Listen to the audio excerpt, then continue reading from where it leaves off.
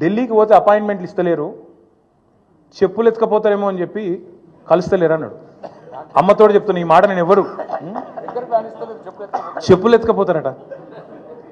అరే చెప్పులు ఎత్తుకపోయే వాళ్ళు వేరే పార్టీ వాళ్ళు ఉన్నారు ఇక్కడ, అది వాళ్ళ కథ వేరు. చెప్పులు ఎత్తుకపోవడం నాకు అర్థం కాదు. ఢిల్లీకి పోతే అపాయింట్మెంట్లు ఇస్తలేరు, ఎవరు ఇస్తలేరు? రాహుల్ గాంధీ ఇస్తలేడు, కరెక్టే. నీకు ఇయ్యరు కూడా, ఎట్లు ఇస్తారు? నీకు తెలిసిపోయింది నీ కథ అంతా. ఇయ్యరు. ఈ కొత్తగా ఎవరైనా సుట్టపోడు కొత్తగా వస్తేనేమో మర్యాద ఇస్తారు ఎవరైనా సరే, 4 రోజులు ఉంటుంది మర్యాద. ఇక కానీ నువ్వు వచ్చేదేమో ఢిల్లీకి నీ పని మీద వస్తావు, మీ మూటలు మోసుకపోయేందుకు 42, 43 సార్లు పోతావు ఇప్పటికీ. అందులోనట ఈయన ఎకానమీ క్లాస్లో పోతుండట. ఫోటోలు మొత్తం బయట పెడతాం, ప్రైవేట్ ఫ్లైట్లు, బిజినెస్ క్లాసులు, మీ ట్రిప్పులు మొత్తం ఫోటోలు బయట పెడతాం. సోషల్ మీడియాలో ఇప్పటికీ జరుగుతున్నాయి, మళ్ళీ పెడతాం.